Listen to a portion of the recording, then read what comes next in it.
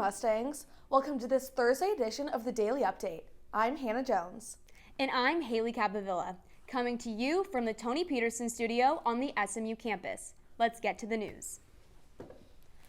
COVID cases in one North Texas county are going down compared to other parts of the country. That story tops today's Mustang Minute. As migrant teenagers start to arrive in Dallas for temporary shelter at the Kay Bailey Hutchinson Convention Center, the number of COVID cases in the area are improving.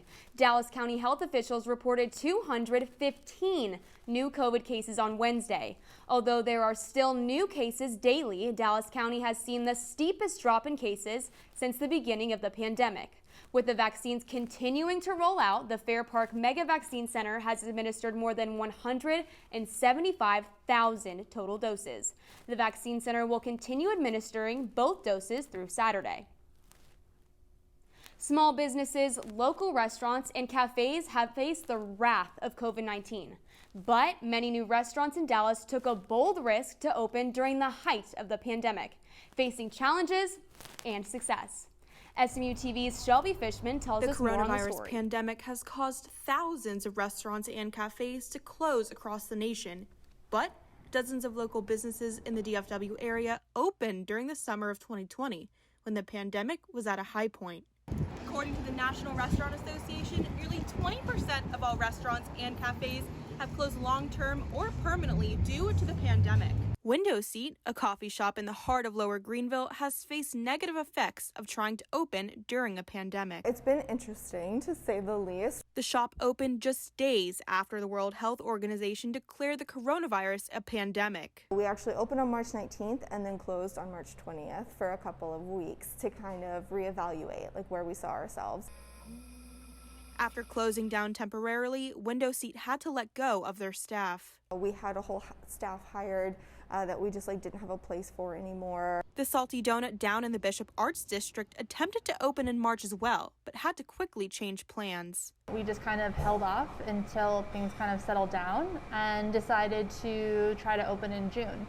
Both of these local spots are now open, but it was challenging at first. We had this plan of being a cafe and serving breakfast and brunch and being open 12 hours a day, 7 days a week, and we've really had to adjust and change. We were really worried about if we were going to be busy or not. As more people are starting to get out, business is picking up. I feel like the beginning was very slow, small team, and now we're starting to pick up. We're just ready to be able to open fully and welcome as many people in here as possible, and we see it coming. We're on our way. For SMU-TV, I'm Shelby Fishman. As vaccines are starting to roll out, local restaurants and businesses remain hopeful that everything will be back to normal soon. Thousands of spring breakers are hitting the beaches of Texas and Florida despite the pandemic. Experts say COVID cases could rise due to the high amount of college students partying on beaches in South Florida and South Texas areas. Neither Texas nor Florida have a mask mandate, and COVID restrictions on businesses and restaurants have been lifted in both states. A Texas man was arrested outside of Vice President Kamala Harris's house Wednesday. Secret Service arrested Paul Murray after finding him outside the Naval Observatory with a weapon and ammunition in his car. At the time of the incident, the Vice President and her husband were not living at the observatory due to construction. At this time, it is not clear if Murray has an attorney to comment on his charges.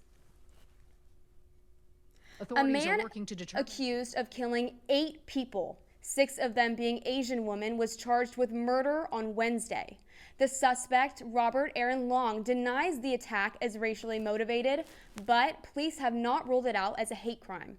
Long admitted to having a sexual addiction, which could have been a motivating factor to the murders. Long is currently being held without bond in Cherokee County as he awaits his trial date. And that's your Mustang Minute.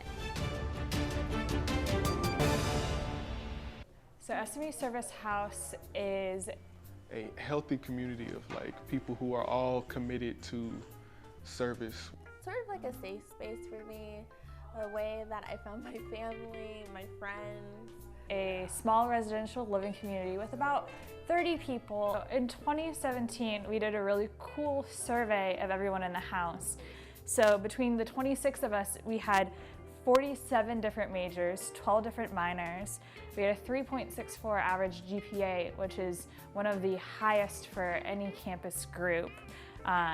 We had 60 different campus involvements and 48 different leadership positions. That's more than 2 a person. People are like-minded and are really smart and so down to earth and so helpful. If you're interested in joining SMU Service House and living here next year, go ahead and email.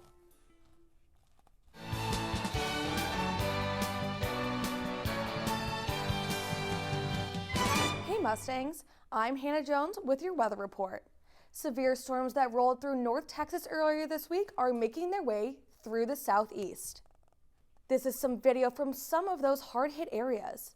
The Storm Prediction Center says nearly 45 million people will be under a threat for severe storms Thursday and into Friday, ranging from the Ohio Valley to South Florida. Numerous tornadoes touched down in Alabama and Mississippi, causing damage to homes and businesses. More tornadoes, hail, and strong winds are possible as the system moves towards the Atlantic Ocean over the next 24 to 36 hours. Rain is in our forecast here in North Texas as well, but not before we have a pretty pleasant weekend. Thursday's high will be 61 with a low of 44. Get ready for some sunshine this weekend. Friday will be a high of 65 and a low of 42. Saturday the sun will stick around and the high will be 71 with a low of 55. Sunday some clouds will begin to roll in with a high of 71 and low of 55. Monday there will be a 58% chance of rain with a high of 66 and a low of 54. That's your 5-day forecast for SMU-TV. I'm Hannah Jones.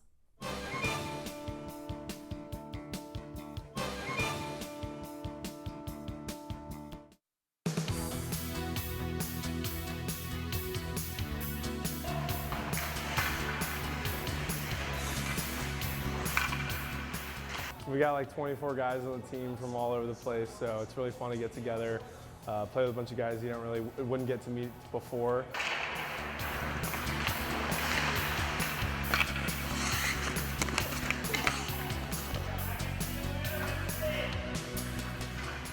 Favorite memory was probably his first game, getting out and skating with a new group of guys and beating up on Texas Tech. That was pretty fun.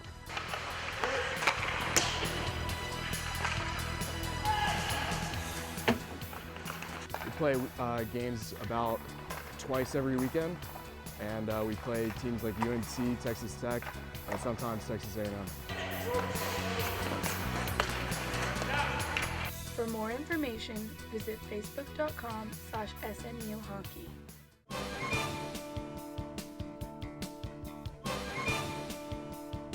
Spring doesn't officially begin until this weekend, but it's already in the air at the Dallas Arboretum. America the Beautiful is the theme for this year's Dallas Blooms. It's the largest annual floral festival in the Southwest. With fields of tulips and unique flowers native to Texas, visitors can walk through numerous pathways of natural beauty. There are also several activities taking place at Dallas Blooms for visitors of all ages. So get out and enjoy the outdoors at the Dallas Arboretum because Dallas Blooms only last through April 11th. Well, that's all we have for you, Mustangs. Remember, you can find us on Facebook at facebook.com/SMU-television and follow us on Twitter at SMU-TV. If you have any story ideas, shoot us an email, smutv@smu.edu. Thanks for watching this Thursday edition of the Daily Update. Be sure to join us on Friday where we'll take you to one of those COVID vaccination stations in North Texas. Until then, have a great day and pony up.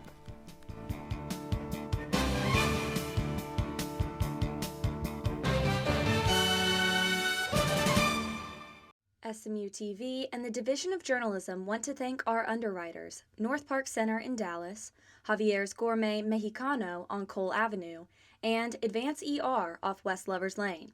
We appreciate your support of student media.